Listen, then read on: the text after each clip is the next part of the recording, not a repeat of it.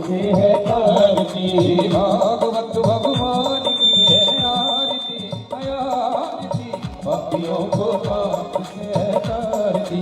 भागवत भगवान की है आरती, पापियों को पाप से है तारती। अमर ग्रंथि मुक्ति पंक्ति पंचम वेद निराला, नभ ज्योति जगाने वाला। ये अमर ग्रंथि मुक्ति पंक्ति पंचम वेद निराला, नभ ज्योति जगाने वाला। नभ ज्योति जगाने वाला, नभ ज्योति जगाने वाला। हरि नाम यही, हरि नाम यही, हरि नाम यही, हरि नाम यही। मंगल की आरती, पापियों को पाप से है तारती।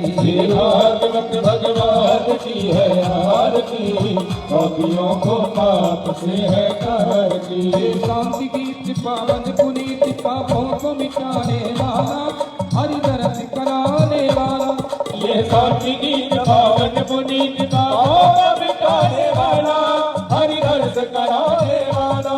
हरि दर्श कराने वाला, हरि दर्श कराने वाला। ये दुख करनी, ये दुख हरनी, ये दुख करनी, ये दुख हरनी।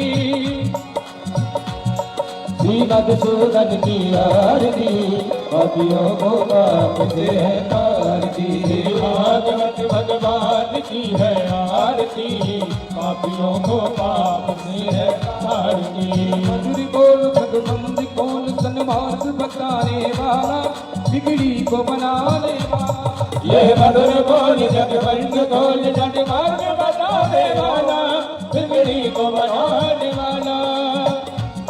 हरि नाम यही, हरि नाम यही, हरि नाम यही, हरि नाम यही। नाम यही, घन श्याम यही, घन नाम यही, घन श्याम यही। सबके महिमा की आरती, पापियों को पाप से है तारती। भागवत भगवान की है आरती, पापियों को पाप से है तारती। कर्पूर गौरम करुणावतारम संसार सारम भजनेतरारम, सदा वसंतम हृदयारविंदे भवद्भावे सहितं नमामि। त्वमेव माता च पिता त्वमेव, त्वमेव बन्धुः च सखा त्वमेव। त्वमेव विद्या जगत्तमेव, त्वमेव सर्वं मम देव देव। गुरुर्ब्रह्मा गुरुर्विष्णुः गुरुर्देवो महेश्वरः, गुरुर्साक्षात् परब्रह्म तस्मै गुरवे नमः। हरे राम, हरे राम, राम राम हरे हरे। हरे कृष्ण, हरे कृष्ण, कृष्ण कृष्ण, हरे हरे। राम राम हरे हरे, कृष्ण कृष्ण, हरे हरे। राम राम हरे हरे। बोले भागवत भगवान की, राधे रानी सरकार की, वृषभान दुलारी की, भागवत भगवान की। आइए देवी जी से आग्रह, कथा से हम सही भक्तों को जोड़े।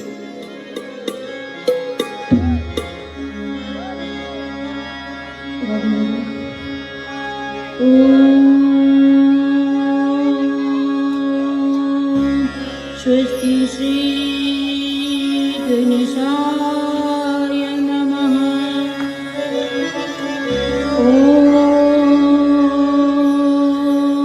स्वस्ति श्री सरस्वत्यै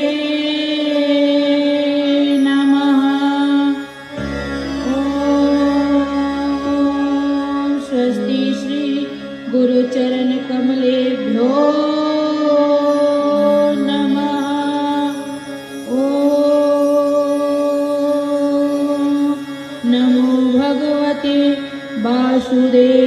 वासुदेवाय नमः। वक्रतुण्ड महाकाय, सूर्यकोटि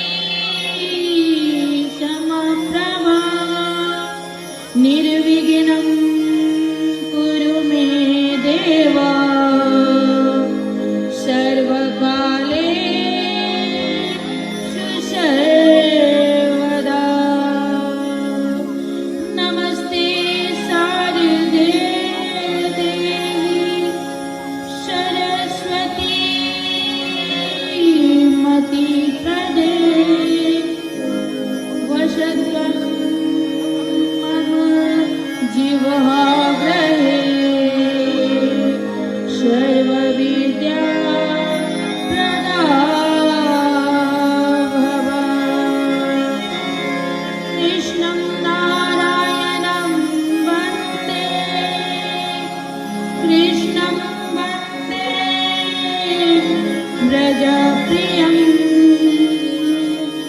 कृष्णं द्वैपायनं वन्दे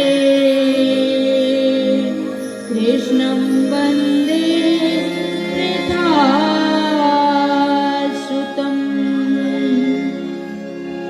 सच्चिदानन्दरूपाय विश्वोत्पत्त्यादिहेतवे तापत्रय विनाशाय श्रीकृष्णाय वयं नमः। राधे मेरी माँ तू है, पिता मेरे घनश्याम, इन दोनों के चरणों में मेरा कोटि कोटि प्रणाम। राधे मेरी स्वामिनी, मैं राधे जो की दास, जन्म जन्म मोहे राखियो श्री चरणन में बस। मेरे प्यारे मोहना, मोह मन गयो समाय, तेरा मुख देखे बिना मोह कछु नाहि स्वाय। लेत सदा सुधी दीन की, सहज दया के धाम, जननी जनक इस जीव के, प्रभु श्री सीताराम। प्रेम से बोलिए रामचंद्र भगवान की, शिवा के बिहारी लाल की जय, राधा रानी सरकार की, व्यास जी महाराज की, सुखदेव जी महाराज की जय जय श्री राधे।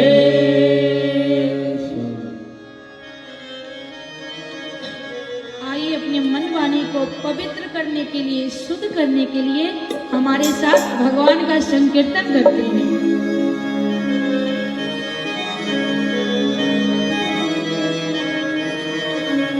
तीनों लोकन से न्यारी राधा रानी हमारी, नो लोकनि से न्यारी राधा रानी हमारी। लोकन से न्यारी राधा रानी हमारी, नो लोकनि से न्यारी राधा रानी हमारी। रानी हमारी महारानी हमारी, रानी हमारी महारानी हमारी।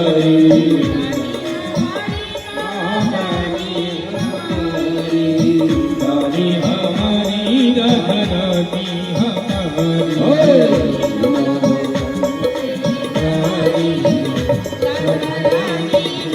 हमारी। तीनों लोकनि से न्यारी राधा रानी हमारी।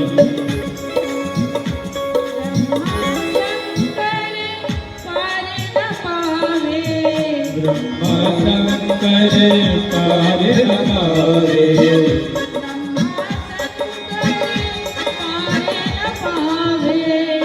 ब्रह्मा शंकर पार न पावे।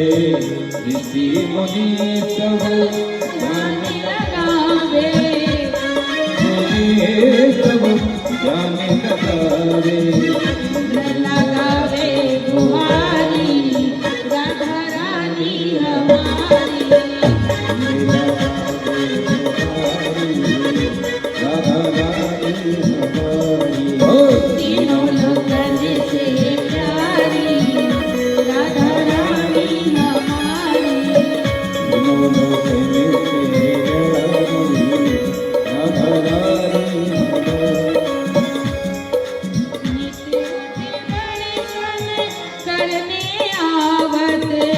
मुठ दर्शन करने आवत नित उठ दर्शन करने आवत मुठ दर्शन करने आवत सुंदर श्याम चरण दबावत सुंदर श्याम चरण दबावत मन को जाकर मुरारी राधा रानी जय हो तीनों लोकन से प्यारी राधा रानी हमारी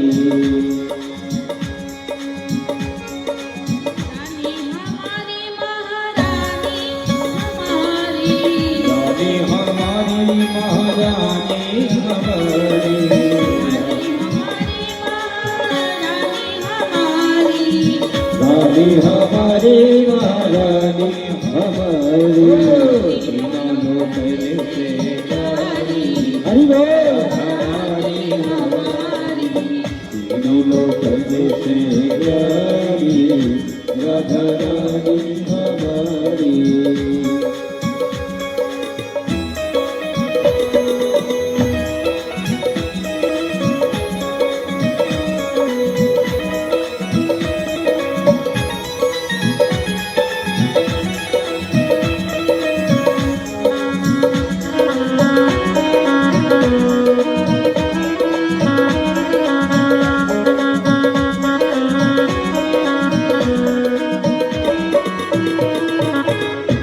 सर्वेश्वरी जगत कल्याणी सर्वेश्वरी जगत कल्याणी सर्वेश्वरी जगत कल्याणी सर्वेश्वरी जगत कल्याणी ब्रज की मालिक राधा रानी रवि की मालिक राधा रानी ब्रज की मालिक राधा रानी की मालिक राधा रानी कोई ना आता भिखारी राधा रानी हमारी कोई नाता भिखारी राधा रानी हमारी तीनों लोकन से न्यारी राधा रानी हमारी तीनों लोकन से प्यारी राधा रानी हमारी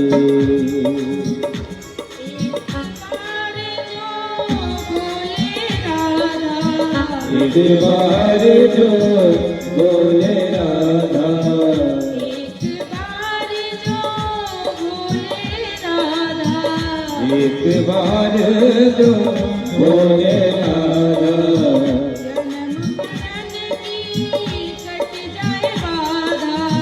जन्म मरण की कट जाए बाधा जन्म मरण की कट जाए बाधा जन्म मरण की कट जाए बाधा इनकी चरण बलहारी राधा रानी हमारी तीनों लोकन से प्यारी राधा रानी हमारी तीनों लोकन से प्यारी राधा रानी हमारी रानी हमारी महारानी हमारी रानी हमारी महारानी हमारी रानी हमारी महारानी हमारी रानी हमारी महारानी हमारी तीनों लोकन से प्यारी राधा रानी हमारी तीनों लोकन से प्यारी राधा रानी हमारी तीनों लोकन से प्यारी राधा रानी हमारी राधा रानी हमारी राधा रानी हमारी प्रेम से बोलिए राधा रानी सरकार की जय। शिवा के बिहारी लाल की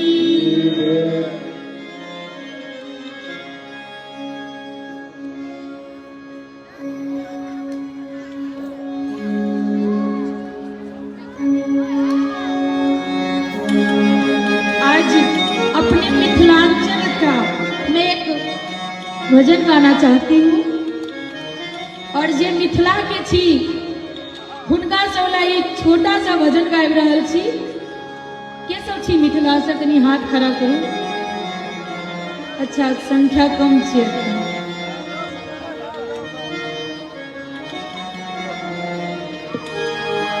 आज मिथिला नगरिया निहोल सखिया, आजू मिथिला नगरिया निहाल सखिया, चारों दुल्हे बड़का कमाल सखिया, चारों दुल्हे बड़का कमाल सखिया।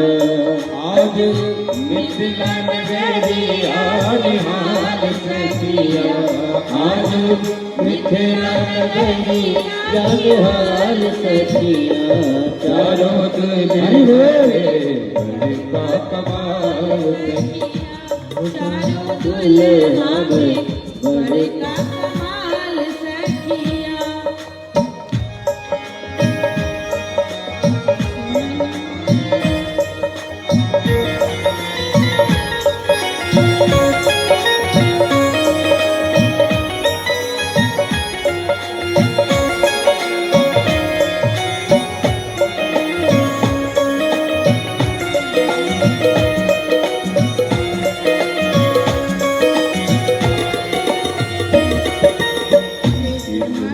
मोरिया कुंडल सोहे कनवा, मणि मोरिया कुंडल सोहे कनवा, आरी बारी कजरारे जलवी नयनवा, आरी बारी कजरारे जलवी नयनवा। लाल चंदन सोहे इनके भाल सखिया, लाल चंदन सोहे इनके भाल सखिया, चारों दुल्हे चारों दुल्हे कमाल सखिया। आज मिथिला नगरिया निहाल सखिया, आज मिथिला नगरिया निहाल सखिया, चारों दुल्हे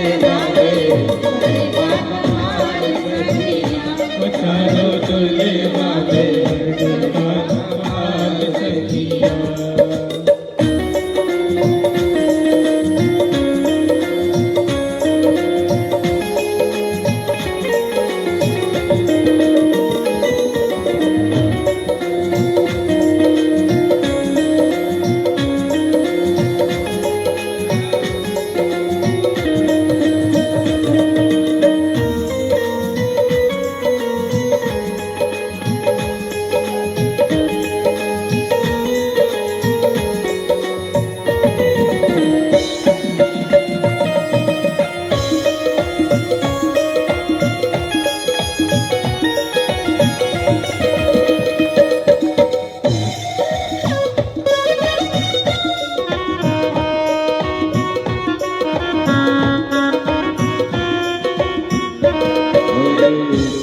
कमल गोरे गोरे जुड़िया जहान रे, सब कमल गोरे गोरे जुड़िया जहान रे, अखियान देख लीनी सुन लीना कान रे, अखियान देख लीनी सुन लीना कान रे। ओ जुग जुग जीवे जोड़ी बेमिसाल सखिया, ओ जुग जुग जीवे जोड़ी बेमिसाल सखिया, चारों दुल्हा बड़का कमाल सखिया, चारों दुल्हा बड़का कमाल सखिया। आजू मिथिला नगरिया निहाल सखिया, आज मिथिला नगरिया निहाल सखिया, चारों दुल्हा बड़का कमाल सखिया, चारों दुल्हा बड़का कमाल सखिया।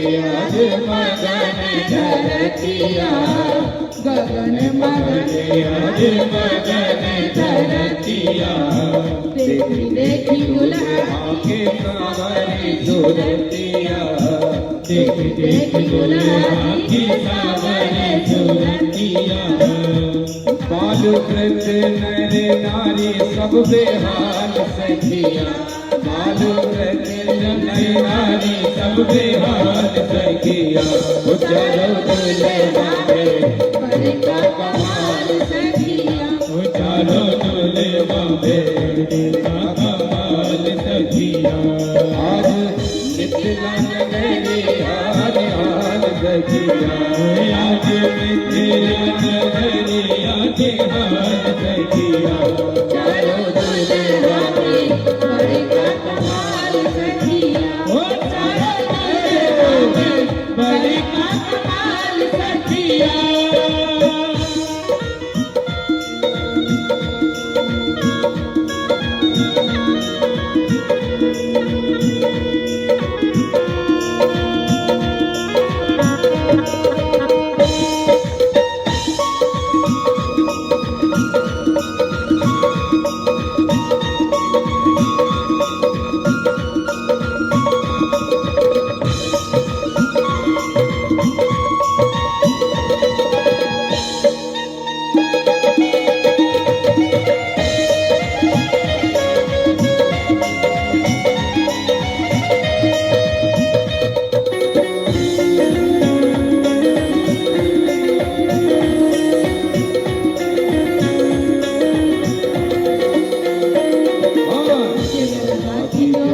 मुनि जप तप कईले जगदादि जोगी मुनि जप तप कईले से मोर मिथिला में पाना बन आईले से मोर मिथिला में पावन बन के आईले आज लोड़ा से सिखाए इनके काल सखिया आज लोड़ा से सिखाए इनके काल सखिया चलो दुल्हा बड़े का कमाल सखिया तारा दुल्हा में बड़ी का कमाल सखिया आज मिथिला नगरी हाल हाल सखिया आज मिथिला नगरी आज हाल सखिया चारों दुल्हा में बड़े का कमाल सखिया चारों दुल्हा में बड़ी का कमाल सखिया चारों दुल्हा में बड़े का कमाल सखिया चारों दुल्हा में बड़ी का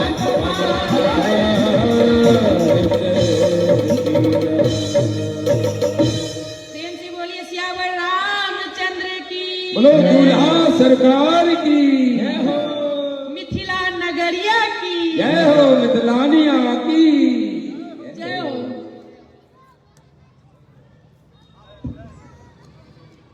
आज भजन मैंने इसलिए किया ये क्योंकि कल रुक्मणी और द्वारकाधीश का विवाह था, तो वो दोनों तो एक ही हैं, जो रामचंद्र जी वही तो कृष्ण।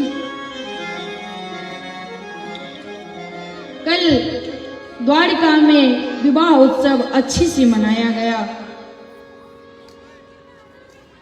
जब माता रुक्मणी और भगवान कृष्ण का विवाह संपन्न हो गया, अच्छे से सुखित जीवन चल रही थी। एक समय की बात है, सत्राजित नामक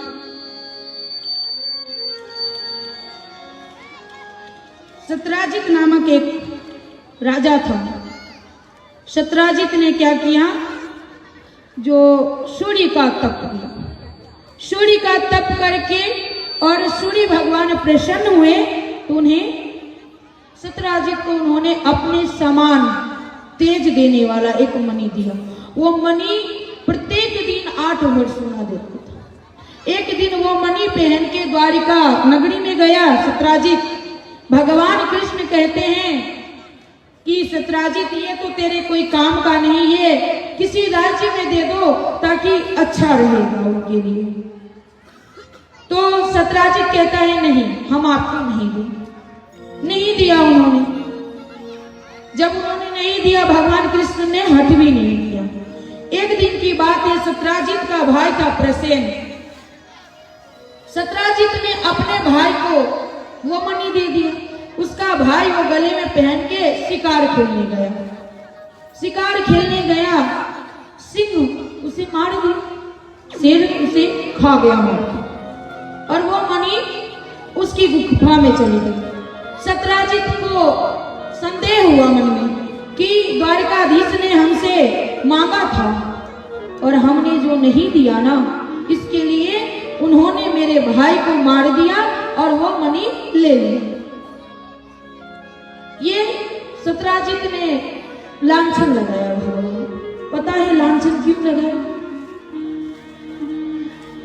क्योंकि भगवान ने, गणेश चतुर्दशी होती है ना, उस रात्रि की चांद किसी को नहीं देखना चाहिए। भगवान ने उस रात्रि के चांद को देखे थे, इसके लिए भगवान पे कलंक लगा। सोचो, भगवान पे कलंक लग सकता है तो क्या हम लोग देखेंगे तो नहीं लगेगा? इसलिए उस रात्रि के चांद को देखना ही नहीं चाहिए जिस दिन से गणेश पूजा होती है। चौथ की चांद बोला जाता है, वो नहीं देखते हैं। भगवान ने देख लिया था।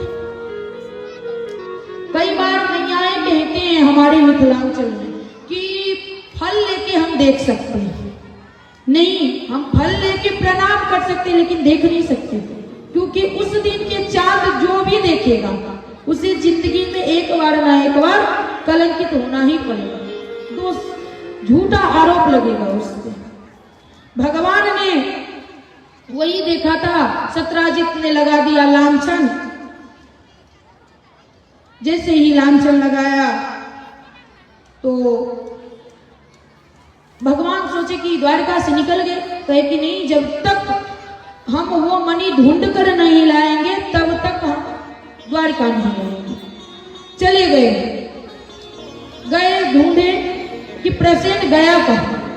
प्रसेन तो था ही, गया कहाँ? जैसे ही जंगलों में ढूंढा तो एक खून का धब्बा लगा हुआ था। जैसे ही खून के धब्बे पे गया तो देखा कि एक सिंह ने उसे मार दिया, और वहीं एक झोपड़ी थी जहां जामवंत जी रहते थे। जामवंत जी ने वही मणि लेकर के अपने पुत्री को दे दिया था। देखे कृष्ण जी की जामवती खेल रही है उस मणि से। कहा कि आप मुझे ये मणि दे दो। कहा नहीं, ये मणि तो नहीं दे सकते, क्योंकि ये मणि हमारे पिताश्री ने हमें दिया। अगर लेना ही है तो आप मेरे पिताश्री से ले लीजिएगा। तत्क्षण बाद जामवंत जी भी आते हैं। जामवंत जी आए तो कहते हैं भगवान की ये मणि हमें दे दीजिए, क्योंकि इस मणि का झूठा आरोप मुझ पे लगा है कि मैंने इसे चुराया है। जामवंत जी कहते हैं ऐसे नहीं देंगे, अगर लेना ही है तो मुझसे युद्ध करना पड़ेगा। कहा ठीक है, हमें स्वीकार है, आप युद्ध करें। 17 दिन तक जामवंत जी से युद्ध चलती है। द्वारकाधीश भगवान कृष्ण का युद्ध में भगवान कृष्ण जीतते हैं। तो जामवंत जी कहते हैं कि आप कौन हो? हमें तो कोई हरा नहीं सकता था, आप हो कौन जो मैं हार गया? तब भगवान चतुर्भुज रूप में आकर दर्शन देते हैं। कहते रामावतार में आपकी इच्छा थी कि हम आपसे युद्ध करें। हमने उस जन्म में मैंने आपसे वचन दिया था कि कृष्ण अवतार में आपके साथ युद्ध करेंगे। कहा प्रभु आप तो जीत ही चुके हैं, मणि तो आपका ही है, लेकिन मैं चाहता हूं कि ये मणि दहेज के रूप में ले लीजिए। मेरी पुत्री है जामवंती, उससे विवाह कर लीजिए। भगवान ने स्वीकार कर लिया और उसी जंगल में मंगल कर डाला और जामवंती से दूसरा विवाह कर लिया उन्होंने। राधे राधे। भगवान द्वारकाधीश के 16,100 रानियां थे।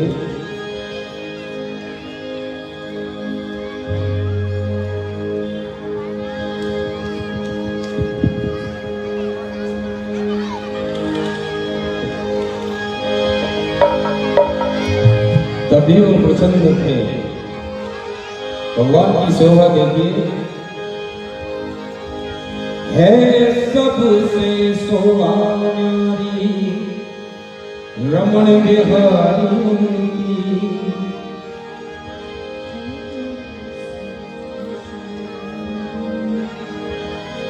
है सबसे सोहानी रमण बिहारी की और जम बार बार बनिहारी मेरे बाके बिहारी जम बार बार बनिहारी मेरे बाके बिहारी की है सबसे सोहानी रमण बिहारी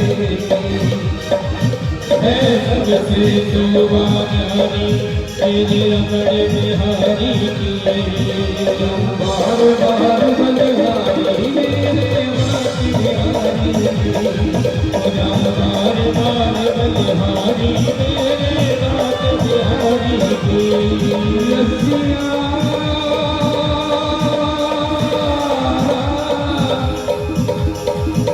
रसिया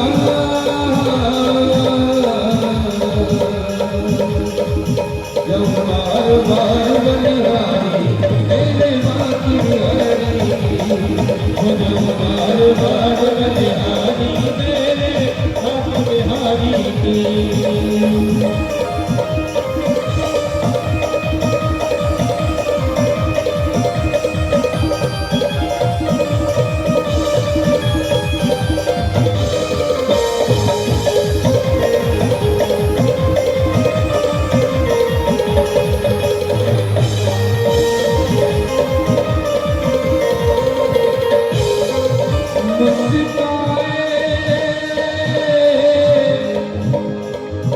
मुस्काए मुरली बजाई गुलाबी अधरों से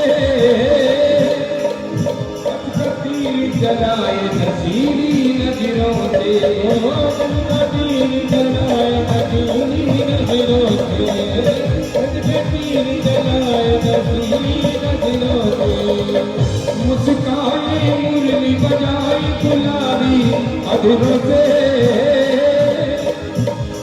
तीर जलाए नसीरी नजरों से तीर जलाए नसीरी नजरों से तुम नारियल के नागिन सी लचकारी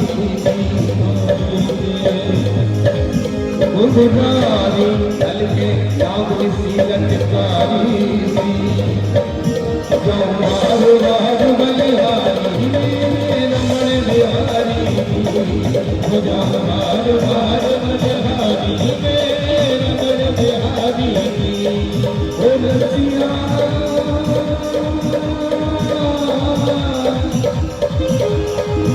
रसिया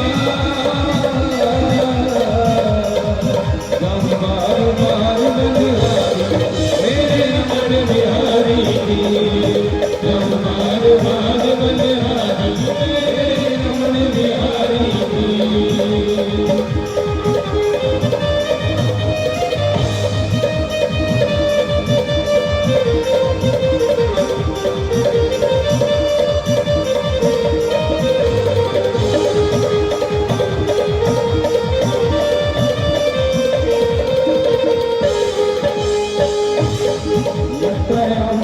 आनंद नहीं आ रहा है, आनंद आ रहा है तो आप खड़े हो जाइए, हाथ उठाइए और ताली बजाइए बड़े प्यार के साथ, बाकी बिहारी के साथ आनंद लीजिए। न किसे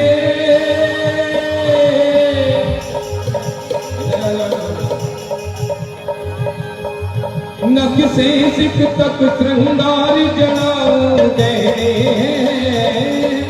कांच बूटी दार कांवर पेरे कांच बूटी दार कांवर पेरे न किसे सिख तक श्रृंगार जलाऊं दे कांच बूटी दार कांवर पेरे सिर सारे तेरी बात नैन सुखारे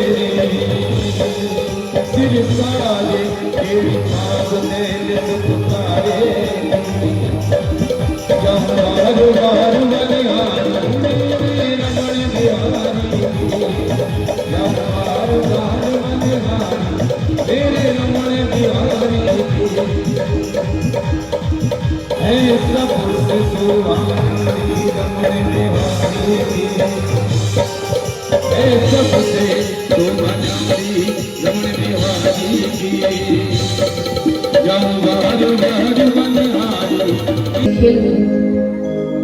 गेंद से खेलते खेलते वो गेंद कुआं में चला गया। जैसे ही भगवान कुआं के पास गए, हाथ लगते ही एक छिपकली थी, वो एक दिव्य पुरुष बन गया। भगवान पूछते हैं कि तुम कौन हो और तेरी ये अवस्था कैसे हो गई? तो वो छिपकली जो था उसने कहा कि मैं पहले बहुत बड़ा दानी था, बहुत धर्मात्मा था। भगवान कहते हैं कि बहुत बड़ा धर्मात्मा था तू, तो पक्का तूने बेईमानी के पैसों से दान किया होगा या फिर किसी का छीन करके दान किया होगा या फिर वो धन सार्थक नहीं होगा, इसलिए तेरी ये दशा हो गई। वो पुरुष कहता है नहीं, ऐसा कुछ नहीं है प्रभु, मैं महादानी था, बहुत दान करता था, मैं राजा का पूर्व जन्म। भगवान कहते हैं बिना गलती की ये दशा तो नहीं हो सकता, कुछ तूने किया होगा जिसकी वजह से तेरी ये दशा होगी। वो पुरुष कहता है कि पूर्व जन्म में मैं राजा नृप था और प्रत्येक दिन मैं गाय दान करता था। गाय के सींगों पे सोने का परत लगवा करके, खूर में लगवा करके मैं गाय दान करता था। बहुत सारे गाय दान किए। एक दिन ऐसा हुआ कि जैसे ही गाय दान किया, एक ब्राह्मण के यहां से वो गाय खुल करके और पुनः मेरे गाय के झुंडों में मिल गई। दूसरी दिन सुबह पुनः मैंने गाय दान किया और दान किया हुआ गाय पुनः से दान हो गया। दान हुआ तो दूसरे ब्राह्मण लेके जा रहे थे उस गाय को, तो जिसका गाय खो गया था वो कहने लगा कि ये गाय तो मेरा है। कहा ये गाय आपका नहीं है। दोनों लड़ने लगा, ये गाय आपका नहीं है, अभी अभी राजा ने हमें दान कर दिया। दोनों रास्ते में लड़ने लगे। फिर दोनों जो ब्राह्मण थे वो राजा के दरबार में आए और कहा, एक जो पहला ब्राह्मण था कि आपने मेरा गाय क्यों दान कर दिया, ये गाय तो मेरा है। कहा देखो ये गाय तुम्हारा है लेकिन आ गया होगा। जैसे ही वो दोनों ब्राह्मण लड़ रहे थे तो राजन कहते हैं कि देखिए लड़िए मत, आप दूसरा गाय ले लीजिए। तो जिसका पहले गाय था उसने कहा नहीं मुझे चाहिए तो यही गाय चाहिए, नहीं तो दूसरा गाय चाहिए ही नहीं। कहा ले लीजिए। नहीं हम नहीं लेंगे, मुझे तो मेरा वाला ही चाहिए। फिर जिसको आज दान किए थे उसे कहे कि भाई उसे वो गाय दे दो और तू दूसरा गाय ले। कहा नहीं मुझे भी तो यही गाय चाहिए, हम वो दूसरा गाय नहीं लेंगे। और लड़ते लड़ते दोनों मिलकर के वो गाय छोड़ को चले। अब ब्राह्मण ने वो गाय छोड़ दिया। कुछ समय बाद राजा की मृत्यु हुई। जैसे ही राजा की मृत्यु हुई, यम आया लेने के लिए। यम ने पूछा कि देखो वैसे तो तू भगवान के धाम जाता, लेकिन छोटी सी गलती हो गई तुझसे, इसके वजह से मुझे आना पड़ा। लेकिन सोच लो पहले धर्म भुगतोगे या पाप, क्योंकि धर्म का पलड़ा तो तेरा भारी है और पाप थोड़ा कम है, तो तुम क्या भोगना चाहोगे? वो राजा नृग कहते हैं कि देखिए मैं पाप भोगना चाहता हूं, क्योंकि पाप कम है और पाप जल्दी कट जाएगी और फिर मैं धर्म भोगूंगा।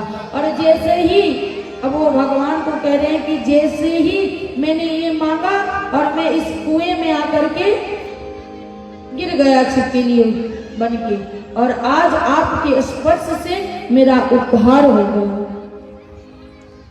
तो इस कथा से हमें ये सीख मिलती है कि एक तो हमें ब्राह्मण का कभी लेना नहीं चाहिए। अगर कुछ ले ब्राह्मण को तो उसका दाम लगाकर दे देना चाहिए। दूसरी, दान किया हुआ चीज पुनः दान ना हो जाए, क्योंकि जो चीज एक बार दान हो जाए उसको हाथ भी नहीं लगाना चाहिए।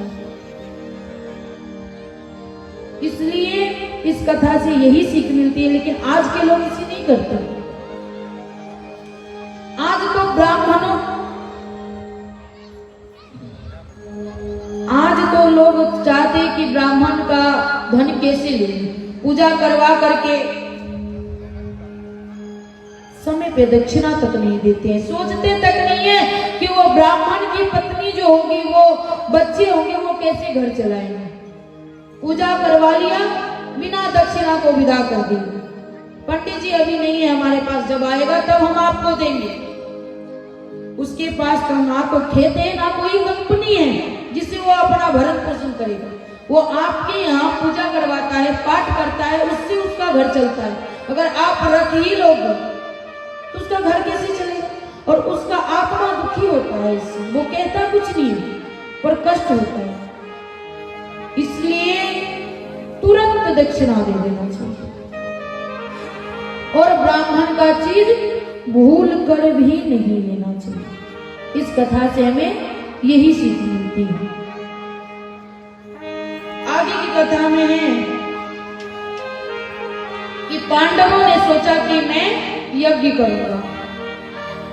अब यज्ञ करूंगा तो जैसे इस कथा के लिए पैसे की जरूरत पड़ी, कई प्रकार की चीज, किसी ने भोजन करवाया है, किसी ने चाय भिजवाया है, किसी ने अब कल हवन है, तो कई प्रकार की व्यवस्था करनी पड़ी और खासकर पैसों की अत्यधिक आवश्यकता हो जाती है। पांडवों ने सोचा कि मुझे यज्ञ करना है। अब यज्ञ तो करना है, लेकिन यज्ञ के लिए पैसे भी तो होने चाहिए, तब तो यज्ञ करेंगे। अब पहले तो उन्होंने मांगा कि हमें दो अपने भाई से, लेकिन उसने मना कर दिया कि नहीं, मैं नहीं देने वाला। तब वो पांचों पांडव ने सोचा कि हम चारों दिशा में जाएंगे और मांग करके लाएंगे और फिर यज्ञ करेंगे। भगवान कृष्ण और अर्जुन और भीम जरासंध के यहाँ गए।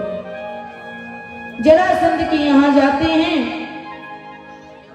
जरासंध के यहाँ ये तो है क्षत्रिय और भेष बना लिया ब्राह्मण को। गए कि हमें दो। जरासंध ने कहा कि आप तो आए तो हो मांगने के लिए ब्राह्मण के वेश में, लेकिन ब्राह्मण हो नहीं, हो क्षत्रिय, लेकिन मांगो क्या मांगते हैं? अर्जुन कहते हैं कि हमें युद्ध चाहिए। कहा युद्ध चाहिए तो ठीक है, युद्ध करेंगे, लेकिन एक शर्त पे युद्ध करेंगे कि देखो, रणछोड़ वाले से तो करना ही नहीं, क्योंकि कन्हैया ने पहले ही जरासंध के डर से भाग गए थे रणछोड़ के, तो वो रणछोड़ से युद्ध करेंगे ही नहीं। बच गया अर्जुन।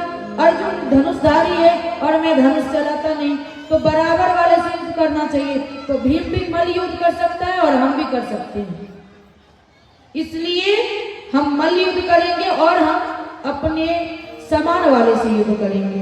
कहा ठीक है। अब मल्ल युद्ध स्टार्ट हुआ। कभी भीम हार जाते थे, कभी जरासंध। कई बार दोनों ने एक दूसरे को पटका। इसके बाद भगवान ने देखा, कई बार भीम ने जरासंध को दो भागों में बांट दिया, लेकिन जरासंध पुनः जीवित हो जाता था। भगवान देखते देखते एक कुश लिया, कुश से कुश को चीर करके दोनों विपरीत दिशा में फेंका, ताकि भगवान ने इशारा दिया कि ऐसे करने से जरासंध की मृत्यु होगी। और जैसे ही दिखाया, भीम ने पुनः उसे चिरा और दोनों विपरीत दिशा में फेंका और जरासंध का उद्धार कर दिया। और वहां जो उसने राजाओं को कैद करके रखा था, सारे राजाओं को आजाद करा। वहां उसकी धन राज्य लेकर के आया और यज्ञ करने लगा। वही मुकुट लिया था, वो जरासंध का ही मुकुट था जो परीक्षित ने पहने थे। कहा जाता है ना कि स्वर्ग में, उस दिन बताई थी कि स्वर्ग में वास है कलयुग का। तो क्यों वास है? क्योंकि जरासंध को हरा करके, उसे मार करके, उसको हड़प करके उसके पितामह ने वो मुकुट लाया और वही पहने थे परीक्षित। अब यज्ञ चालू हुआ। जैसे ही चालू हुआ तो कहा कि अग्नि पूजा किसको किया जाएगा? तो अग्नि पूजा तो कृष्ण को किया जाएगा, सभी ने कहा। लेकिन शिशुपाल ने कहा कि नहीं, अग्नि पूजा मेरा होगा। भगवान ने कहा नहीं। भगवान कुछ बोल नहीं रहे थे, तो शिशुपाल बहुत बोलने लगा। बोलते बोलते भगवान को अपशब्द गाली देने लगा। भगवान ने सब सहा। भगवान ने 100 बार सहा शिशुपाल का गाली। जब शिशुपाल जन्म लिया था ना, तो रो नहीं रहा था।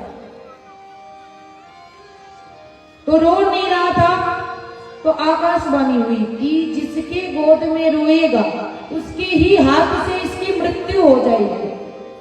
भगवान कृष्ण आए जो बुआ को लड़का हुआ देखने के लिए। जैसे ही गोद में भगवान कृष्ण ने लिया, शिशुपाल रोने लगा। बुआ कहीं बचत दो, क्योंकि आकाशवाणी हुई कि जिसके गोद में ये रोएगा उसी की हाथ से मृत्यु होगी, तुम इसे नहीं मारोगे। भगवान कृष्ण ने कहा कि देखो बुआ, 100 गलती इसके हम माफ करेंगे, लेकिन 101 हुआ तो हम क्षमा नहीं करेंगे। बुआ ने सोचा कि इतना गलती तो करेगा ही नहीं। 100 गाली दिया, भगवान ने सहन किया, लेकिन जैसे ही 101 हुआ, और 101 में क्या कहा पता है? द्रौपदी का तू छठा पति। इससे भगवान क्रोधित हुए, अपनी सुदर्शन से शिशुपाल का उद्धार कर दिए।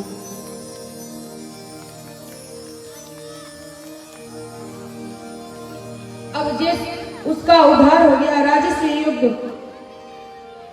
अब वो तो मर गया। अब तो यज्ञ तो होगा नहीं, क्योंकि यज्ञ तो करना ही पड़ेगा। जो हम संकल्प ले लेते हैं उसे पूरा करना पड़ता है। तो सबको बुलाया गया था उसी यज्ञ। दुर्योधन भी आया। दुर्योधन आया। अब ऐसा था महल पांडवों का कि जहां पानी वहां जमीन दिखता था, जहां जमीन वहां पानी दिखता था। दुर्योधन जमीन समझ करके पानी में गिर गया। जैसे ही गिरा, बस द्रौपदी हंसने लगती है कि अंधा का पुत्र अंधा, और हंसी इस बात से बुरा लगा, और ये बात वो अपने मामा शकुनी को कहा, और इसी के लिए इतना षड्यंत्र रचा गया। द्रौपदी का चीर हरण हुआ। छोटी सी गलती अगर उस दिन द्रौपदी ना की होती, ना हंसी होती, तो इतनी बड़ी महाभारत नहीं होती। लेकिन स्त्रियां कई बार गलती कर बैठती हैं, और उसकी सजा उसे बहुत बड़ा भोगना पड़ता है। और कहा जाता है ना कि अगर किसी को अपमानित करने के लिए, या किसी गलत मन से, या किसी अलग व्यवहार से हम यज्ञ करेंगे तो उसकी पूर्ति नहीं होती। जैसे तैसे करके उस यज्ञ का पूर्ति हुआ। इसके बाद आइए भगवान का छोटा सा भजन करते हैं, फिर कथा की ओर चलेंगे।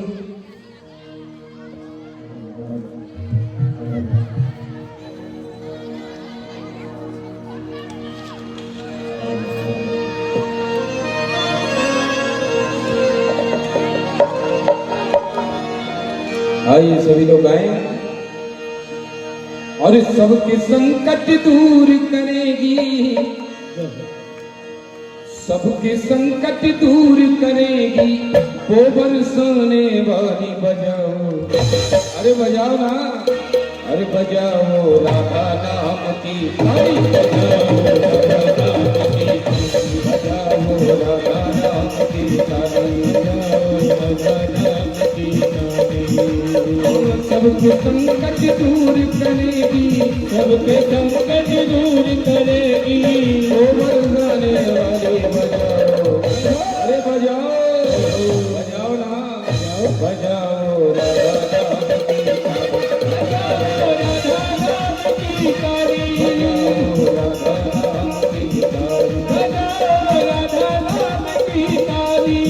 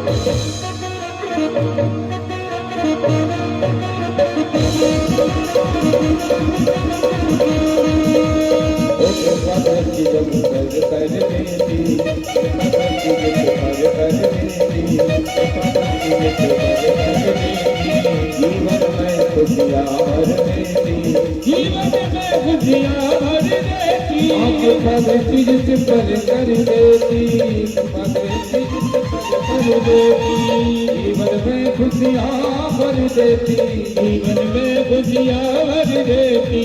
मन में फूल खिलेंगे, मन में फूल खिलेंगे, मन में फूल खिलेंगे, मन में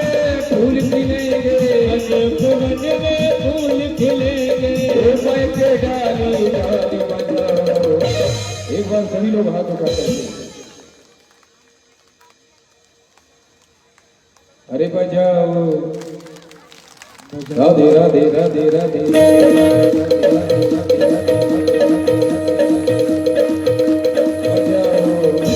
बजाओ बजाओ बजाओ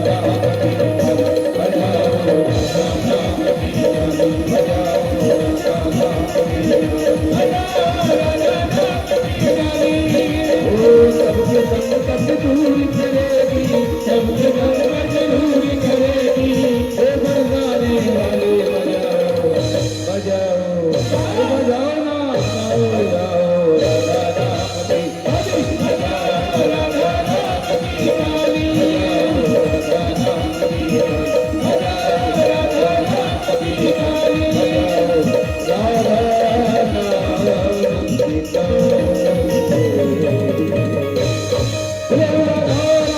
सरकार की जय।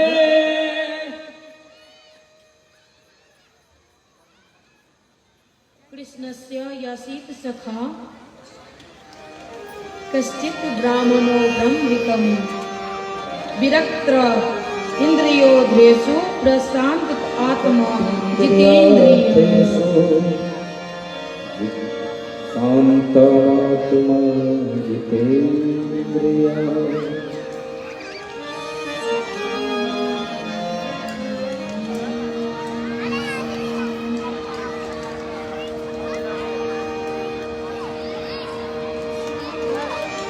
सुदामा जी एक ब्राह्मण थे, सुदामा जी जो दरिद्र नहीं थे, गरीब थे लेकिन दरिद्र नहीं थे, भगवान के परम भक्त थे, परम मित्र थे। और उनकी पत्नी थी सुशीला, वो दरिद्र थी। तो आप सोचेंगे कि पत्नी कैसे दरिद्र थी? सुदामा जी जो थे उनके मन में कभी किसी चीज की लालसा नहीं थी कि हमें मिले, किसी भी चीज की लालसा नहीं थी। सुबह उठकर स्नान आदि करके पूजा पाठ करते थे, जो मिल जाता था वो भोजन ग्रहण कर लेते प्रसाद के रूप में, नहीं तो कोई नहीं। लेकिन उनकी पत्नी थी, उसे लालसा थी कि हमें कुछ मिले। आप बताइए कि डॉक्टर की पत्नी को क्या बोला जाता है? थोड़ी आवाज आना चाहिए। जो डॉक्टर रहते हैं बिना पढ़ाई लिखाई किए हुई है, जो नहीं पढ़ी लिखी हुई है, वो भी डॉक्टर की पत्नी अगर बन गई तो डॉक्टराइन हो गई। पंडित जी की पत्नी बिल्कुल ना पढ़े हो तो भी पंडिताइन, और मास्टर जी की पत्नी बिना पढ़े लिखे अंगूठा छाप मास्टराइन हो गई। तो हमें बताइए कि डाकिया की पत्नी को क्या बोल जाएंगे? बताइए क्या बोलेंगे डाकिया की पत्नी को? प्रेम से बोलिए राधा रानी सरकार की। एक दिन सुशीला प्रश्न करती है सुदामा जी से कि एक बात पूछूं क्या? सुदामा जी कहते कहिए। पता चला है कि द्वारिकाधीश आपके मित्र हैं। कहाँ? बचपन में हमने साथ में पढ़ा लिखा है। क्यों, तुझे कैसे पता चला? कहा कि एक आचार्य जी आए थे, उन्होंने बताया कि वो आपके परम मित्र हैं, लेकिन आपने तो कभी नहीं बताया। देखिए, भगवान अगर सुदामा जी चाहते तो ढिंढोरा पीटते कि द्वारकाधीश हमारे परम मित्र हैं। वो कैसे हैं कि अपनी पत्नी को तक नहीं बताया कि द्वारकाधीश हमारे भगवान। आज अगर कोई मुख्यमंत्री का रिश्तेदार होगा ना तो 10 बार उनका सेल्फी लगाता है, फोटो लगाता है फेसबुक पर, ये हमारे चाचा है, हमारे मामा है, हमारे मौसी है, कि मैं इनके रिश्तेदार हूं। लेकिन सुदामा जी ने ऐसा कुछ नहीं किया। पूछती है सुशीला कि वो आपके परम मित्र हैं? तो कहे हाँ है तो परम मित्र, तो है तो कुछ लाइए, वो तो कुछ भी दे सकते हैं, हम अपने कितने कष्ट में हैं। सुदामा जी कहते नहीं, हम ऐसा नहीं करेंगे, क्योंकि सुदामा जी ने अजातक व्रत रखा था कि जो मिल जाएगा वो हम खा लेंगे, लेकिन किसी के यहाँ मांग कर नहीं खाएंगे। आजकल मैंने सुशीला को दरिद्र क्यों कहा पता है? दरिद्र वो नहीं कि जो गरीब है, दरिद्र वो जिसका मन नहीं भरता, कभी लालसा लगी रहती है कि कुछ मिल जाए, वो है दरिद्र। वो हम सब हैं, क्योंकि हमारी इच्छा की पूर्ति कभी नहीं होती। एक दिन की बात है, कई दिनों से सुदामा जी के बच्चे भोजन नहीं किए। माता सुशीला आती है कहने के लिए, क्योंकि बच्चे पूछते हैं उनसे कि मैया कब भोजन मिलेगा, कब हम लोग खाएंगे। माता सुशीला सिखा रही है बच्चों की कि देख बेटा, आज तो जैसे तैसे सो जा, कल कोई आएगा तो भोजन करेंगे, क्योंकि तुम्हारे पिता तो मांग कर नहीं खाते, इसलिए हम मांग नहीं सकते। कहा ठीक है, बच्चे रो रहे हैं। माता सुशीला से रहा नहीं जाता, आज सुदामा जी के पास गई और कहा, गई तो देखी कि वो माला कर रही, शांत से नीचे बैठी। सुदामा जी देखे कि सुशीला आई है, माला को रख दिया और पूछा बताओ। कहा कि एक बात कहने के लिए आई हूं कि कितने दिन तक ऐसे ही चलेगा? बच्चे ने 10 दिन तक भोजन नहीं किया, क्यों ना एक बार आपके परम मित्र हैं द्वारिकाधीश, वहां जाइए ना। प्यार से कहती है माता सुशीला। वो कहते हैं कि क्या चाहती है कि मैं मांग कर लाऊं? तुझे पता नहीं कि मैं अजातक व्रत रखा हूं? मुझे नहीं मांगने जाना, मैं नहीं जा सकता। माता सुशीला उठ करके आ गई घर में, रोने लगी बच्चों को पकड़ के। जैसे ही रोने लगी, माता सुशीला गई, सुदामा जी पुनः माला करने लगते हैं। माला करते करते अब माला में उनका मन नहीं लग रहा कि सही तो बोल रही है सुशीला, हम दोनों के मित्र के बीच में कहीं ये अजातक व्रत तो नहीं आ रहा है, इसके लिए तो नहीं हम नहीं जा रहे हैं। ऐसा व्रत क्या जिसके लिए हम मित्र मिल ना सके? जैसे ही कहा, सोच रहे हैं मन में, माला को रख करके आते हैं और सुशीला से कहते हैं कि हम जाएंगे द्वारिका, तुम जाने का तैयारी करो, कुछ है तो क्योंकि मित्र के घर खाली हाथ नहीं जाया जाता। माता सुशीला कहती है कुछ नहीं है घर में। आज पहली बार माता 4 घर जाके 4 ढंग का चावल लेके आई, कभी मांगने नहीं जाती थी। 4 ढंग के चावल लाके, अब 4 ढंग की चावल तो लाई, लेकिन रखेगी किस बर्तन में? बर्तन नहीं है, तो अपनी आंचल को फाड़ करके उसमें वो चारों चावल, 4 भर की चावल बांध करके मोटरी दे दिया, पोटरी। सुदामा जी जाने लगते हैं। कहा सुशीला ने कि आप जा तो रहे स्वामी, लेकिन जब तक आप नहीं आएंगे तब तक मैं भोजन नहीं करूंगी, अन्न ग्रहण नहीं करूंगी। और सुशीला हरिनाथ जाओ चले द्वारका को, इस नगर में गुजारा नहीं। नाथ जाओ चले द्वारका को, इस नगर में गुजारा नहीं। नाथ जाओ चले द्वारका को, इस नगर में गुजारा नहीं है। नाथ जाओ चले द्वारका को, इस नगर में गुजारा नहीं है। बस हर लेंगे को के हर लेंगे दूर की माले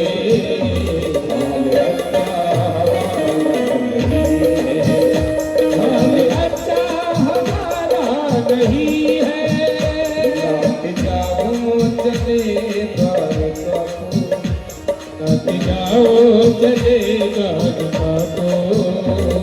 नगर में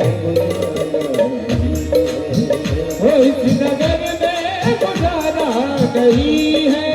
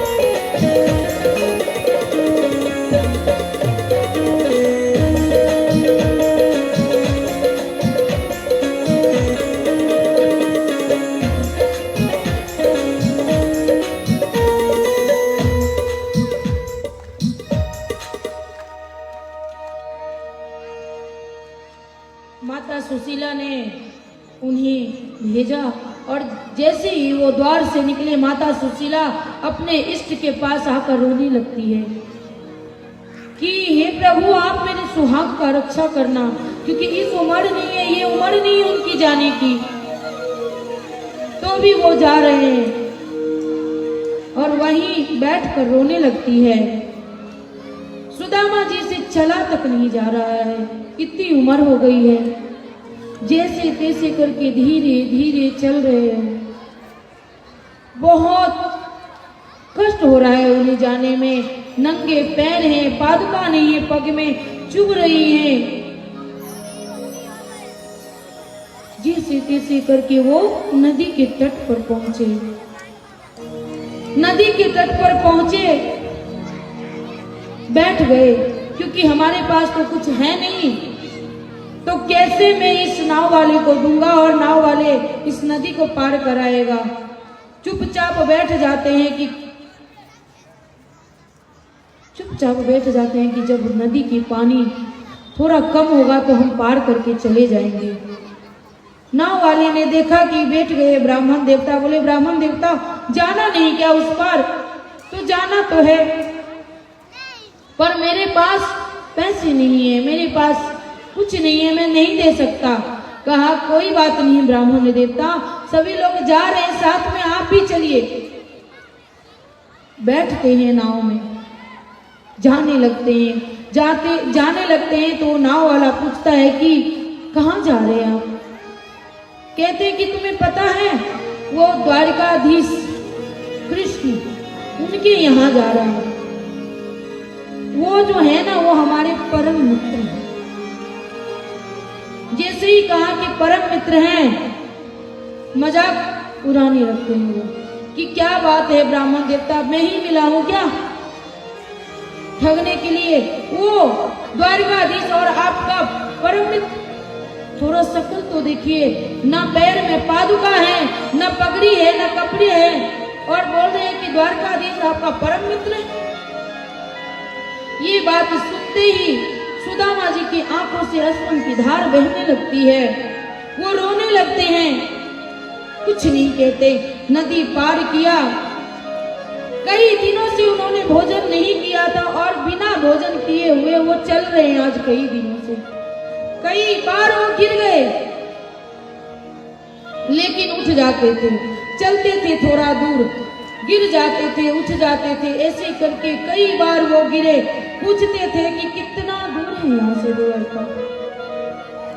इस बार वो गिरे ना, नहीं उठे, बेहोश हो गए वो।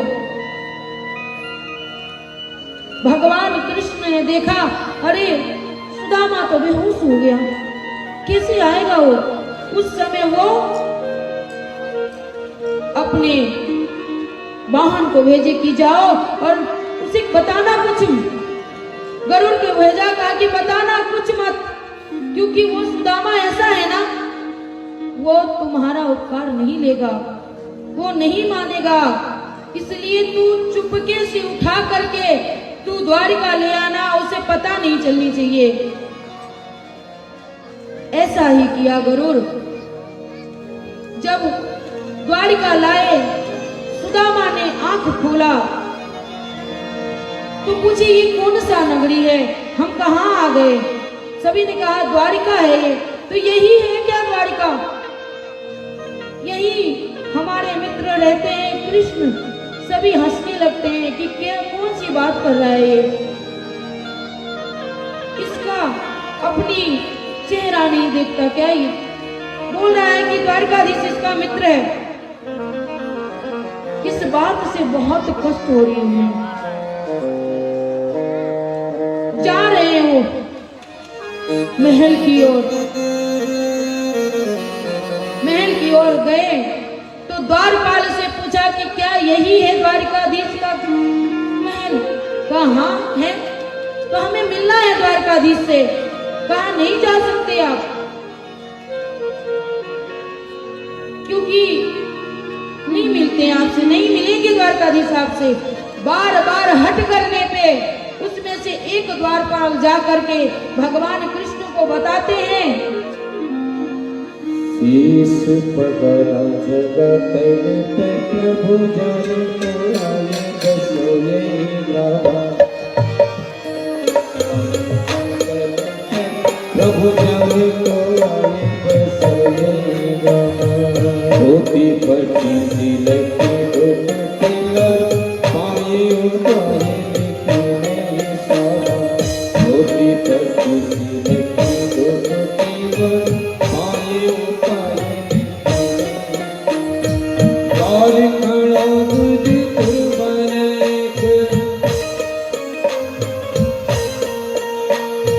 द्वार खड़ा बुद्धि बने रहो जग सो बस रामा। पूछत दीने दया दे तो धारो बतावते आधुनो राम।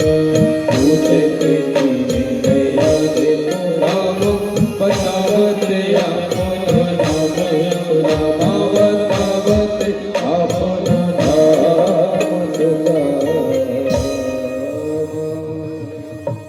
उसमें से एक द्वारपाल जाकर के भगवान को कहते हैं कि एक ब्राह्मण आया है और वो कह रहा है कि आपसे मिलना है। भगवान कहते कि पूछा नहीं कि वो कौन है? कहा क्या बताऊं, ना उसके सर पे पगड़ी है, धोती फटी हुई, गद्दा पहना हुआ है वो, ना पादुका पहना है, अपने आप को वो आपका परम मित्र कहता है। कहा नाम नहीं पूछा क्या उसने? हाँ पूछा ना, वो सुदामा अपने आप को बता रहा है। भगवान सुदामा सुनते ही दुपट्टा कहीं और गिर गया, पगड़ी गिर गई, पादुका तक नहीं पहनते हैं और दौड़ते हैं। और ये सब देखकर माता रुक्मणी चकित है कि पता नहीं कौन ऐसा आ गया। और ये सुनते ही दौड़े चले आए मोहन। ये सुनते ही दौड़े चले आए मोहन। लगाया गले से सुदामा को मोहन। लगाया गले से सुदामा को मोहन। हुआ रुक्मणी को बहुत ही अचंभा। हुआ रुक्मणी को बहुत ही अचंभा। मान के का अजीब आ गया है, ये मेहमान के का अजीब आ गया है। अरे द्वार पालो कन्हैया से लो। अरे द्वार पालो कन्हैया से लो। गरीब आ गया है के दर पे सुदामा। गरीब आ गया है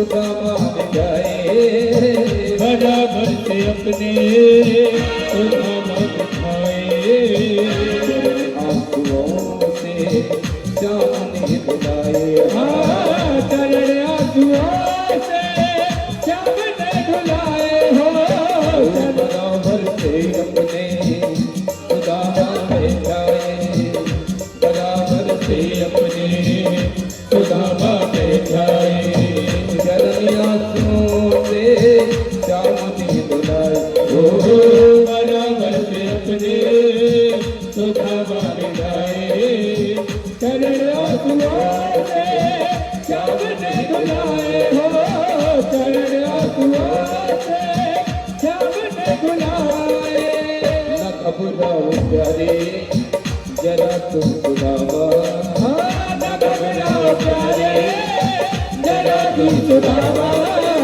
खुशी का समा अब करीब आ गया है खुशी का समा तेरे करीब आ गया है भटकते भटकते न जाने कहाँ दे भटकते भटकते न जाने कहाँ दे तुम्हारे महल करीब आ गया है तुम्हारे महल के करीब आ गया है तुम्हारे महल करीब आ गया है तुम्हारे महल करीब आ गया।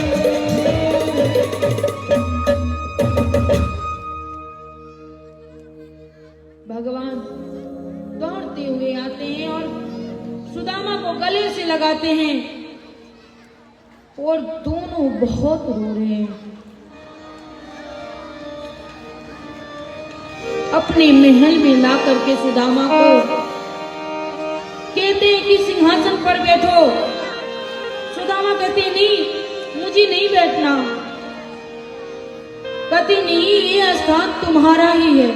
एक तो परम मित्र और दूसरा ब्राह्मण। उन्हें अपने स्थान पे बिठा करके चरण धोने लगते हैं। जैसे ही चरण धोने लगते हैं, अश्वन की धार बह रही है। ऐसे बिहान बेमुयन से पग कंटक जाए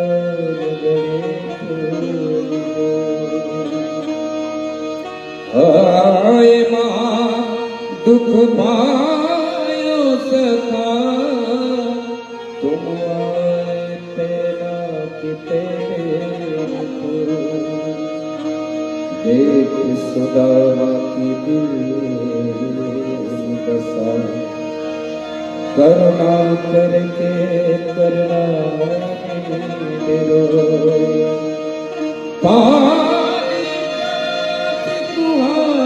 छुआऊं नहीं नैन के जलसों पर नैन के जलसों पर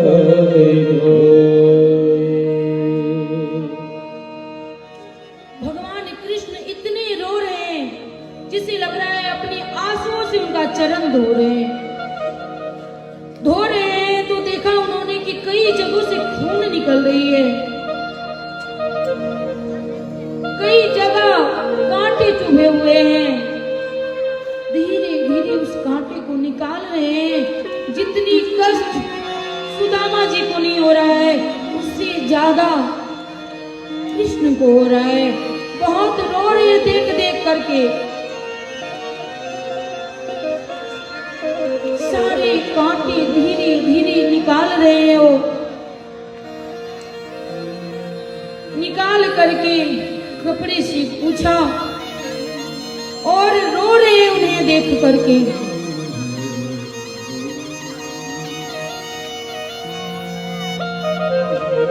सुदामा जी की भी आंसू नहीं रुक रही। ये सब देखकर माता रुक्मणी चकित है कि पता नहीं ये कौन है और आज प्रभु इतने दुखी क्यों हो गए, इतना रो क्यों रहे हैं।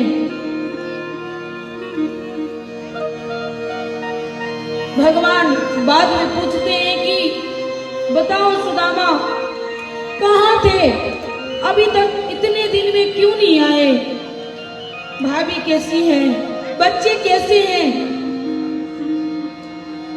सुदामा जी कहते हैं सब कुशल है,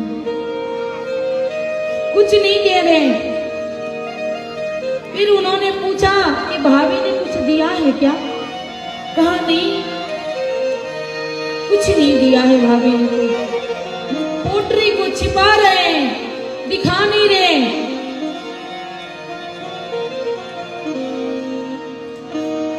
नहीं देंगे ऐसा सोच रहे कि इतने बड़े द्वारिकाधीश ये चावल देखकर क्या सोचेंगे, इसलिए सुदामा जी दे नहीं रहे।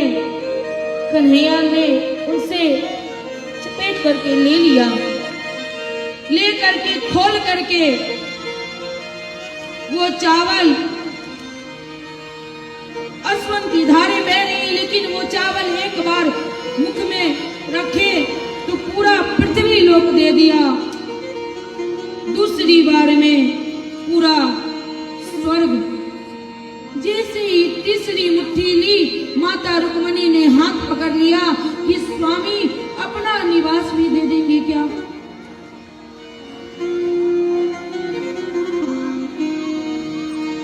सुदामा जी सोचते हैं कि एक बार भी कन्हैया ने नहीं पूछा कि किसी चीज का दिक्कत तो नहीं, 2 दिन रहे। कहते हैं सुदामा जी कि हमें जाना होगा क्योंकि तुम्हारी भाभी इंतजार कर रही है। कन्हैया कहते कुछ दिन रुक जाओ, कहीं नहीं मुझे जाना है क्योंकि तुम्हारी भाभी इंतजार कर रही है।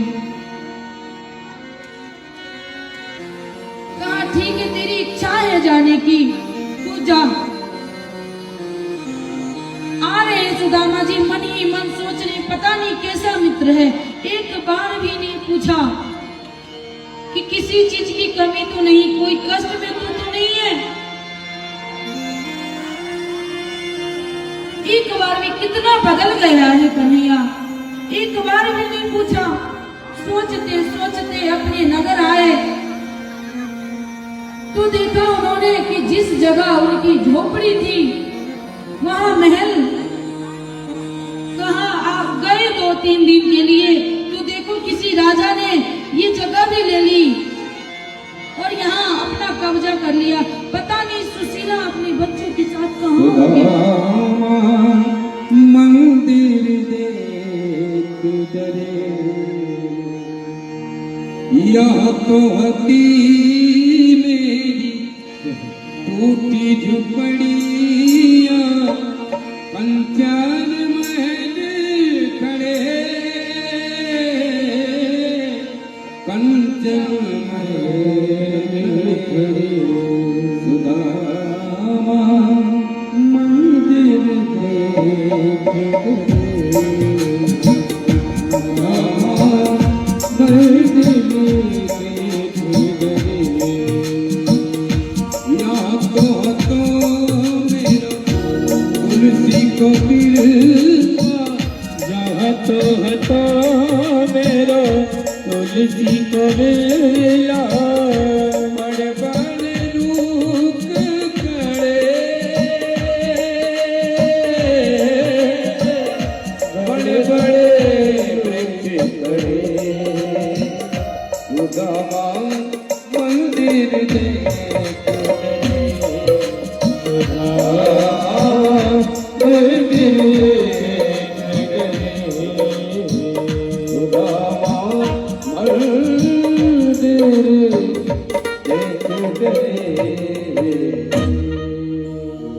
सोच रहे हैं कि यहाँ तो मेरी झोपड़ी थी, कंचन महल कहाँ से आ गया, कहाँ चली गई सुशीला, कहाँ होगी।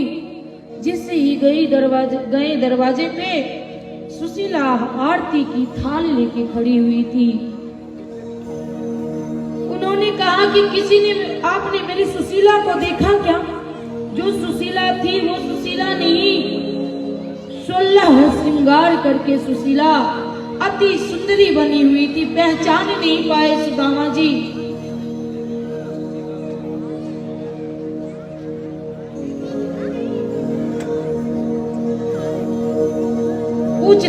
कहते हैं स्वामी मैं ही हूं सुशीला।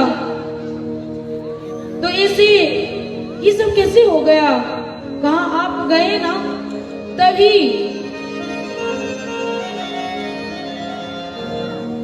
ये सब हुआ स्वामी। मैं कह रही थी ना कई बार कि आप जाओ द्वारिका, नहीं जाते थे। देखो गए तो सब कुछ सही हो गया। सुदामा जी कहते आज भी नहीं बदला कन्हैया, बिना बताए ही सब कुछ कर दिया।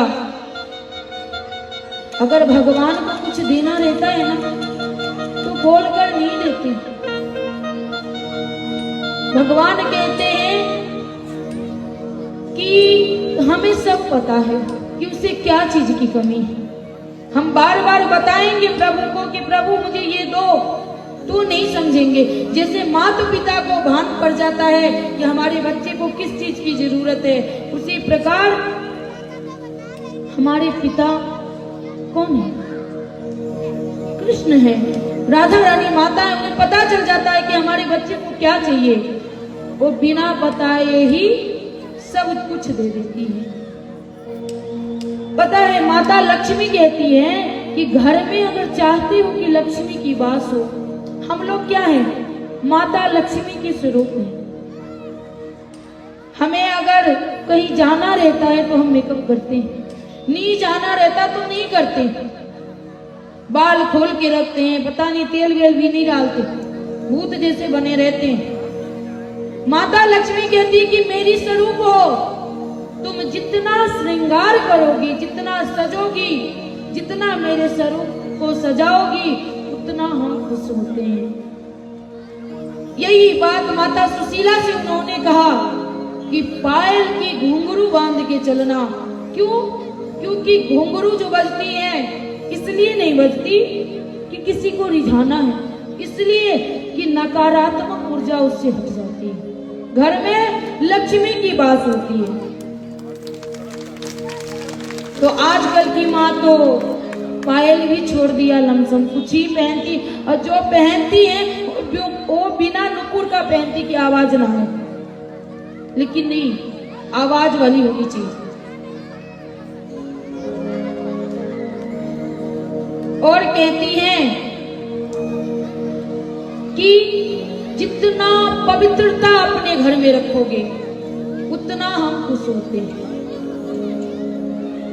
जितना शुद्धता रखोगी, जितना पवित्रता रखोगी, वो तो लमसम लोग करते हैं लेकिन ना भी करते हैं। किचन में तो कभी भी भूल कर भी जूठन नहीं रखनी चाहिए। मैंने कई बार ये बात बताया। और रात्रि को तो और नहीं, क्योंकि रात्रि में माता अन्नपूर्णा आती है, माता लक्ष्मी आती है और देखती है जूठा है। हम जाते हैं किसी के घर में, जूठा देख के मन अजीब सा हो जाता है कि कैसी है। सोचो माता आएगी तो कैसा लगेगा उनको? अच्छा लगेगा। लेकिन ये शिकायत सूरत में कम है, क्योंकि रात्रि में वो लोग बर्तन धो के सोते हैं सुबह टिफिन बनाने के लिए। आगे की कथा में है कि भगवान का पुत्र था शाम, जो बिल्कुल स्त्री की तरह था। वो सजता था तो बिल्कुल स्त्री के जैसे लगता था। एक दिन ऋषिगण पूजा पाठ कर रहे थे वन में। शाम को सारे ने मिलके शाम को अच्छे से तैयार कर दिया लड़की की तरह, और पेट पर कपड़ा बांध दिया और कहा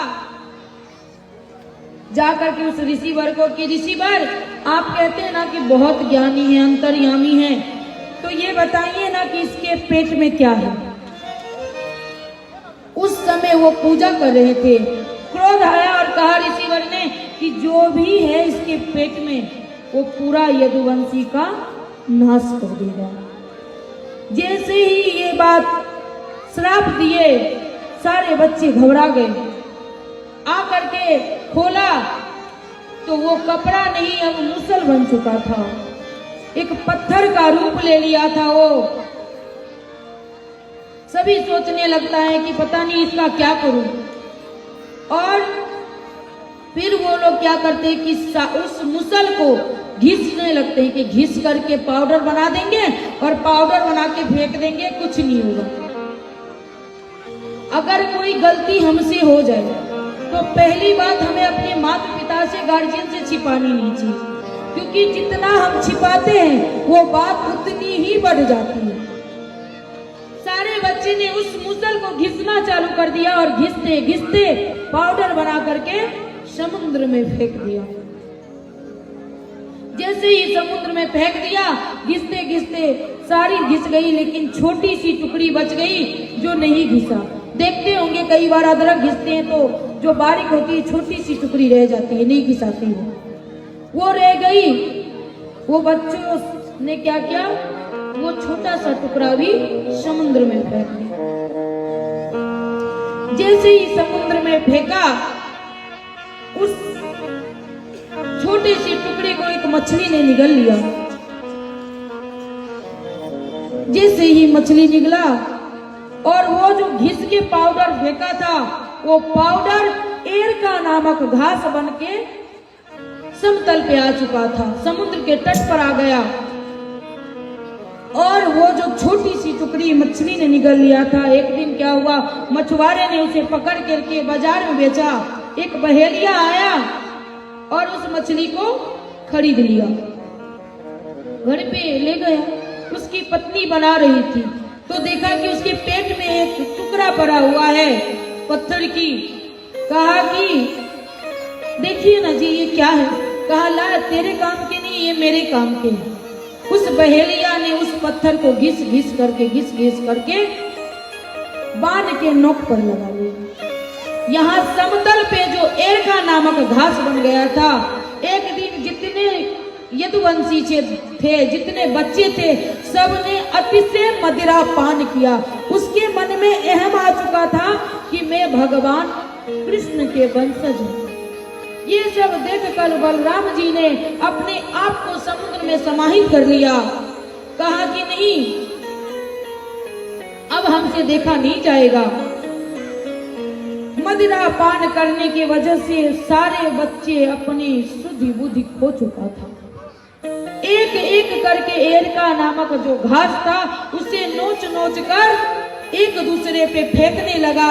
और फेंकते वो जो घास था ना, इतना तीखा था कि जिस स्थान पे लग जाए, वो जिस जगह पे लगी उतनी दूर कट के हट जाता था। एक दूसरे पे मार मार करके सारे यदुवंशी उसी समुद्र के तट पे सो गए, मर गए। 2-4 बच गए। अब कहेंगे कि यदुवंशी तो आज भी है, वही 2-4 जो बच गए उसमें से उनका कृष्ण का वंशज आज भी है, बाकी सारे समाप्त हो गए। अब वो बहेलिया जो अपने बाण के नोक पर लगाया था, वो एक दिन शिकार खेलने गया। भगवान शयन अवस्था में थे, हाथ पे सर रख करके पैर पे पैर चढ़ाया, लाल रंग से उनका पैर रंगा हुआ था।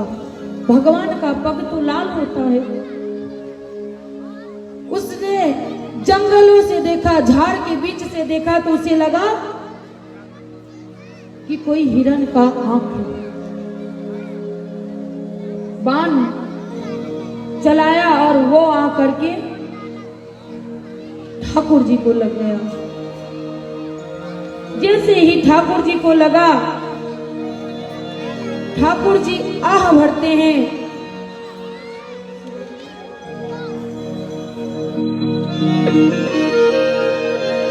वो बाण ठाकुर जी के पैर में आकर के लग जाता है। जैसे ही लगता है भगवान आह भरते हैं।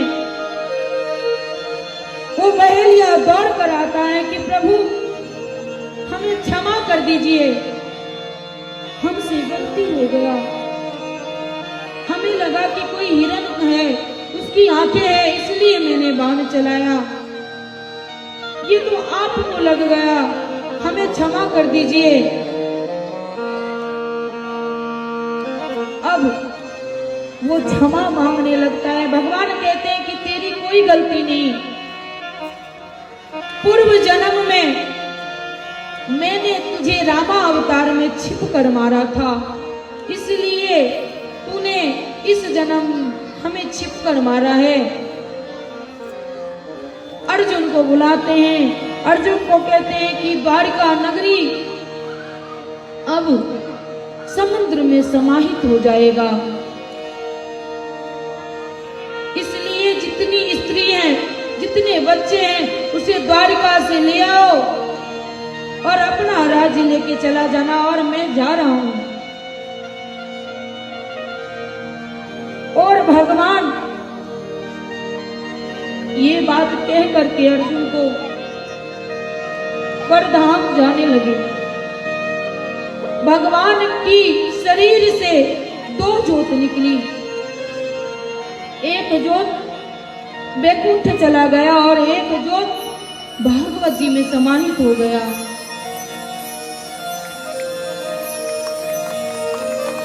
अर्जुन रो रहा है, भगवान चले गए। अर्जुन ने भगवान का संस्कार करके उन सारी स्त्रियों को लेकर अपने राज्य आ रहा था। कुछ जंगली जो इंसान होते हैं उसने घेर लिया और सारी स्त्रियों को लूट लिया। आज अर्जुन से कुछ नहीं हो रहा। समय की बात है, समय बना बलवान, भीलन लोग को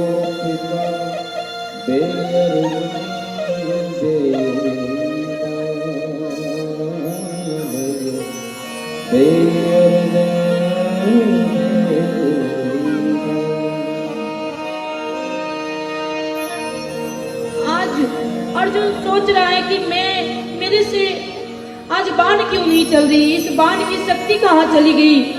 जो महाभारत का मेन था आज वो कुछ नहीं कर पा रहा है, क्योंकि तब वो इसलिए था क्योंकि भगवान उसके साथ थे। आज भगवान चले गए तो अर्जुन कुछ भी नहीं है। अर्जुन आया, ज्येष्ठ भाई युधिष्ठिर ने देखा, इतना मन छोटा क्यों है तेरा। कहा क्या बताऊं, भगवान हमारे बीच नहीं रहे, भगवान अपने धाम चले गए और उन्होंने एक काम सोचा कहा था वो भी मुझसे नहीं हुआ। मैं तो उनकी स्त्रियों को लेके आ ही रहा था, लेकिन पता नहीं आज मेरे बाणों में क्या हो गया, आज मैं हार गया। भगवान अपने धाम चले गए। ये सब सुनते ही माता कुंती तुरंत धरती पे गिर जाती है और अपनी शरीर को त्याग देती है। रामावतार में दशरथ जी राम के विरह में, दुख में अपने प्राण को त्याग करते हैं और कृष्ण राम राम कह राम कह राम नाम कह राम, तन पर हरि रघुवर रहे, राम गए सुरदान, राम गए सुरदान। माता कुंती को सहन नहीं हुआ, वो अपना शरीर यही छोड़ दी और चली गई। पांडवों ने अपनी मां का दाह संस्कार किया और सोचे कि इस धरती पे भगवान नहीं रहे तो मैं क्यों रहूं। वो भी परीक्षित को अपना राज्य दे करके माता द्रौपदी के साथ स्वर्ग के लिए निकल जाते हैं। ये सारी कथा सुखदेव जी परीक्षित को सुना रहे हैं कि इस प्रकार भगवान अपने धाम गए। अब पूछ रहे हैं सुखदेव जी कि तेरी कोई और इच्छा है क्या राजन। परीक्षित कहते हैं कुछ नहीं है अब कोई इच्छा नहीं है, क्योंकि अब तो उस क्षण का इंतजार है कि कब तक्षक आएगा और इस शरीर से आजाद करेगा, क्योंकि आत्मा तो परमात्मा में मिल चुका है। अब तो उस क्षण की इंतजार है, हमें अब कुछ नहीं चाहिए। आज वो सप्तम दिवस है, तक्षक आने वाला है। ये बात ब्राह्मण को पता चली। ब्राह्मण ने सोचा कि तक्षक दसेगा और मेरे में इतनी शक्ति है कि मैं उस परीक्षित को जीवित कर दूंगा, इसलिए जा रहा हूँ। रास्ते में वो तक्षक और ब्राह्मण मिले। ब्राह्मण कहते हैं कि तू दसने जा रहा है ना, मैं भी जीवित करने जा रहा हूँ। तक्षक कहते हैं कि इतनी शक्ति है तुझमें? तो हाँ। कहा अभी ये जो पीपल की पेड़ है उसे मैं छूता हूँ और तू इसे जीवित करके देगी। जैसे ही तक्षक ने पीपल का पेड़ छुआ, हरा भरा पेड़ मूर्छित हो गया, सूख गया और ब्राह्मण ने अपने मंत्रों से उस पेड़ को पुनः जीवित कर दिया।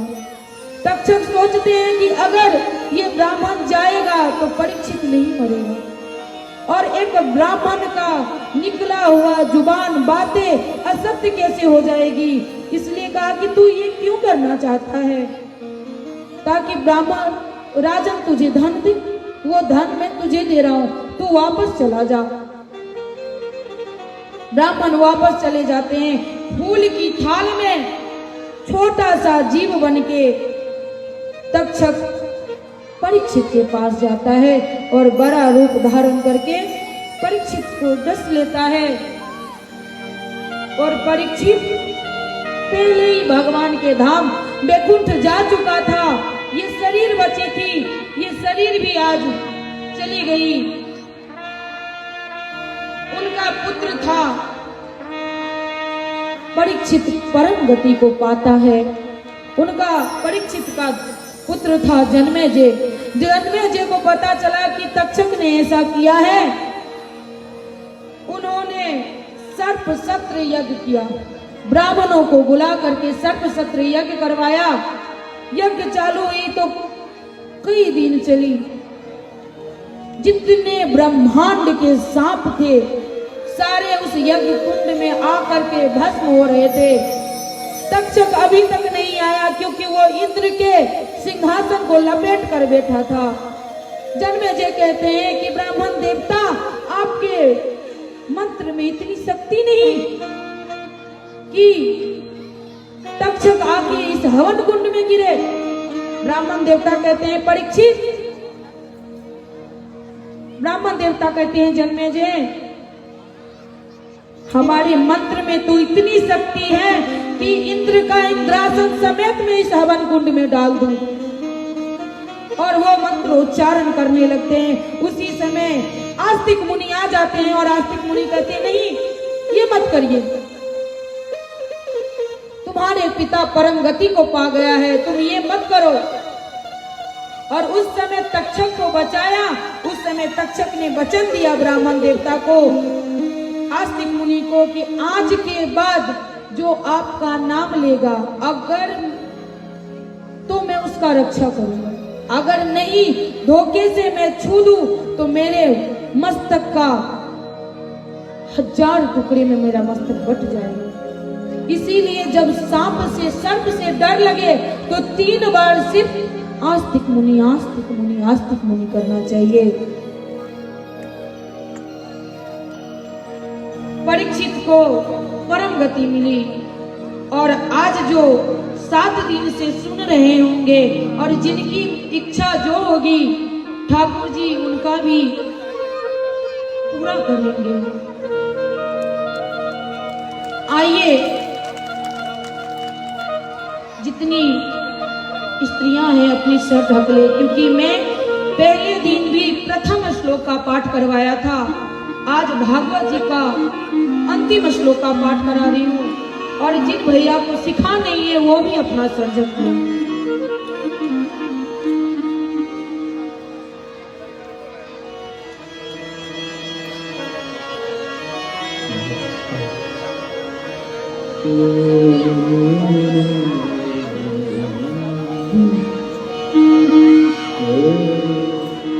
सभी ने सर ढक लिया। मेरे साथ कहिए, नाम संकीर्तनम यस्या सर्व पाप प्रणाशनम प्रणामो दुःखम समस्तम नमामि हरिं परम तम नमामि हरिं परम। आइए भगवान का कीर्तन करते हैं। श्री राधे। श्री कृष्ण गोविंद हरे राम नाथ नारायण वासुदेव। श्री कृष्ण गोविंद हरे नाथ नारायण वासुदेव।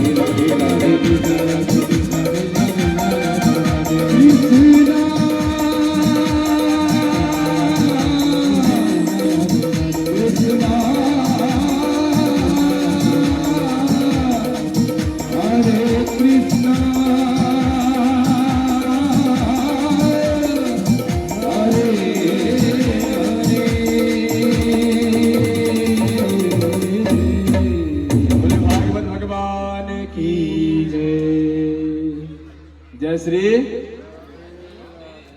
कुछ सूचना है और कुछ अतिथिगण हमारे बीच पधारे हैं, तो मैं पांडे साहब से आग्रह करूंगा कि पांडे जी ऊपर आकर के जो हमारे विशेष अतिथिगण आए हैं उनका आप सम्मान उच्चारण करके करवाए। अतिथि देवो भव।